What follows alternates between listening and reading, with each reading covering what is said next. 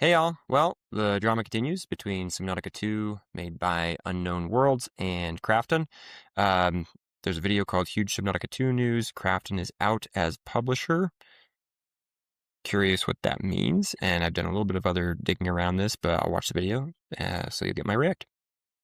What's going on, everybody? Sharpie 360 here, and Subnautica 2 has had some pretty crazy developments happen in the last couple days, so I'm going to catch you up to speed on what's been happening. So we're going to jump right in. Like, comment, subscribe if you find this informative, and let me know any details down below that I might have missed.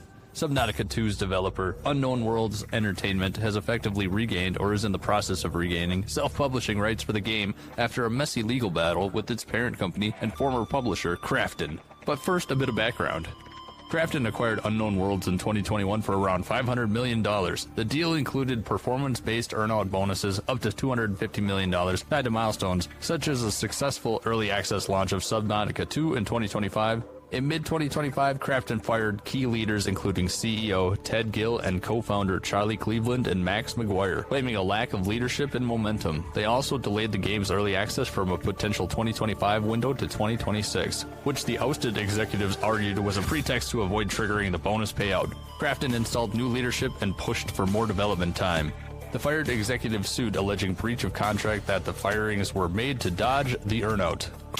Yeah, and I have gone through quite a bit of there's like a 70-something page write-up by the judge in Delaware about this. I think it was Delaware. And I read through a ton of it, and I mentioned it in another video around AI and how like the Krafton CEO basically consulted AI as legal advice, and it's gone very badly. Flashback. It is wild. The story about Krafton PUBG, the CEO here, and how AI got mixed up. Really, LLMs got mixed up. I think the idea of like, hey, I probably signed this deal thinking it wasn't going to happen, and now that it's going to happen, I'm upset I signed the deal. It's like, yeah, don't sign contracts you can't live with. You kept poking at an LLM that's eventually going to, usually very quickly actually, give you the answer you want. And once it does, you were like, I've got an answer, and it's from AI. I've seen all these different takes on people trying to like trick the AI into giving it the brilliant answers. Don't give me one answer. Give me 5 options and give me this and give me that. Like, there's all this. The fundamental problem we're dealing with is that what's in the data set is in the data set. And it's not thinking through it. How many people, how many companies are going to have people who talk to AI or LLMs and get trend slop answers, to use the term, and go, got it, that's what I should do? I'm just wondering, like, will we see a bunch of companies all sort of run the exact same path because they asked AI and AI had the same stuff in the data set?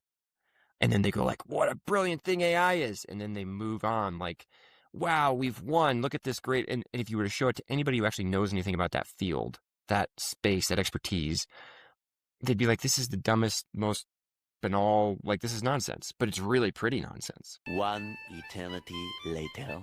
The $250 million payout is always like, how did that happen? They might make it back, but holy cow. Maybe, and again, it seems like maybe they thought it would just never publish in time. So the fact that but man, I mean, if you gave a small studio the option of like, all you have to do is ship the game by this date, have it do okay, and it's, you know, a beloved franchise with a ton of fans, and you get $250 million, like, you better believe people would work hard for that. So anyway, so it was gonna, they were on track actually to come out by the time they were supposed to. The Krafton, basically to get out of that is what it seems like from the court rulings, did a bunch of things to block that were in breach of contract. When that went to court, that was shown to be actually in breach of contract at this point. And they had to reinstate the people that they'd moved. People weren't sure what was going to happen, though, because obviously it's very disruptive when your leadership team is ripped off. And then you're just putting them back on doesn't mean everything was where it was. Who else might have left? What else might have been going on? What about the leaders that Krafton brought on? How did they change the culture or the direction or whatever? Like, what's the state of the game? All this different stuff would be concerns. But the courts did, I think, they basically said, hey, we're reinstating these individuals as the leadership of Unknown Worlds, and we're going to extend the date by some amount we think is fair to allow them to still hit that and have it be a binding contract for the $250 million. So they are well inside of that. I think September is the deadline. But anyway, I have had some background on a lot of that. So I'm curious what this new news is, though. Executive sued alleging breach of contract that the firings were made to dodge the earnout. Court documents even reference Krafton's CEO using ChatGPT to help strategize ways to delay the game and limit liability. And what the court found were as follows. In a major Delaware Chancery Court decision, Vice Chancellor Lori W. Will ruled that Krafton breached the agreement by firing the executives without valid cause and seized operational control. The court ordered Ted Gill's immediate reinstatement as CEO of Unknown Worlds, gave him full authority over the early access launch of Subnautica II, including Steam platform access, extended the earnout period, giving the team more time to hit the bonus targets, at least into September 2026, and enjoining Krafton from impeding Gill's control.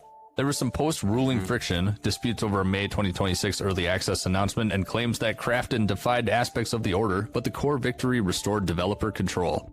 And so for the recent updates, as of early April 2026, Krafton has been removed as the publisher from Subnautica 2's Steam page. Unknown Worlds is now listed as both developer and publisher, signaling that the studio has regained self-publishing rights for the title. This is a significant shift, as Krafton had been the publisher since the acquisition. Krafton still owns the studio itself. It was a full acquisition, not just a publishing deal, so the exact long-term implications as far as full independence or just operating or publishing separation for this game remains unclear. Krafton has commented minimally, saying, Okay, so I did do some looking into this. It seems like this is about the removal on the publisher side. So yeah, it's interesting from an optics angle. Removing, so that when they regain control of their Steam access, which again was removed by Krafton, this is an interesting move, and I wonder if it's damage control, damage mitigation. It could even be mutual. Who knows? I don't know what kind of speaking terms they're on. The things I've seen have said that like Krafton is still working with Unknown Worlds around the publish of this, and it's it's tough because on the one hand, if you're Unknown Worlds, you probably want to get as far away from Krafton as possible. On the other hand, Krafton is the owner of your company, so you can't. And they are interested in you being successful because if some of their companies are successful, it's good for them. So there's a weird, like, what are the sort of different incentives involved in this picture? My guess is not much changes on Krafton's side in terms of what they would already be doing to try to help this game be successful, because it would be foolish to, not to say it couldn't happen, but it'd be foolish to deliberately try to sabotage Subnautica 2 at this point. One, because you could get in even more legal trouble if you found out you did, because of what you were supposed to be doing. But two, because if it's successful, well, you helped the successful game succeed, and that does look good for you, even as much as this whole situation doesn't look good for you. But it could be a mutual thing as well, where Krafton's like, well, we want a distance from you as well, because our name on your thing now just reminds everybody that we did something that has now been a big PR disaster. So let's get some space. Also, like, other thoughts that popped into my head, if you're Unknown Worlds, you're probably not thrilled being owned by Krafton. And if you're Krafton, you might want Subnautica 2 to be successful, but you might want to also wash your hands of this whole thing. Do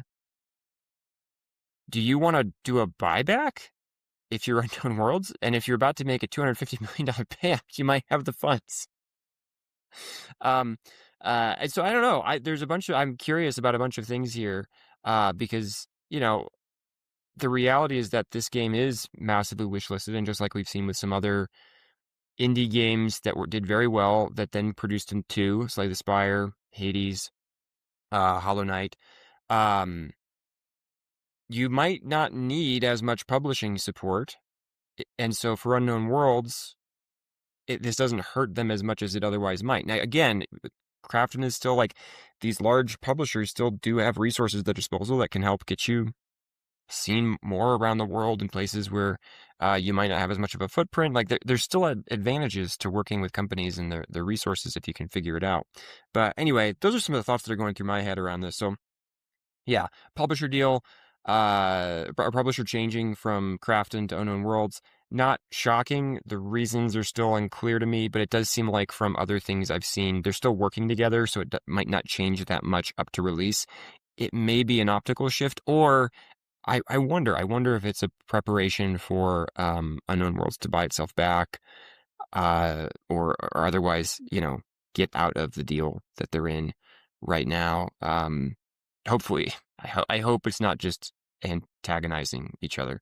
But yeah, Krafton will probably be involved all the way through their launch, probably some amount after, because they do still fully own Unknown Worlds. So anyway, those are my thoughts. Let's see what else is in the video. Rating or publishing separation for this game remains unclear. Krafton has commented minimally, saying it's focused on supporting the early access launch. The game is currently slated for early access in 2026. A May window was floated earlier amid the drama, but the page now shows 2026 broadly.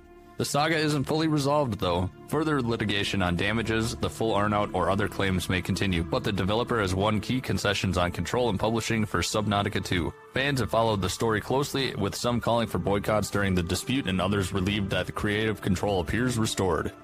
So, to summarize, after Krafton tried to sideline the original team to avoid a big payout, a court stepped in, reinstated leadership, and the studio has now taken over publishing duties on store pages. This gives Unknown Worlds direct say over the launch of the highly anticipated underwater survival sequel. I know I'm going to be excited to play it. I need to get through Subnautica 1. I stopped halfway through because I got overwhelmed, but I need to get back into it, so I'm going to try and do that before this game hits in early access, because that's going to be super exciting. I'm looking forward to it. I'm glad that Unknown Worlds has gotten their stuff figured out and Krafton can go places. All right, so I'm glad the studio is doing well in this, and I hope Krafton and all large publishers learned a valuable lesson, both about how you treat your studios and about what you do with LLMs and what you don't do with LLMs.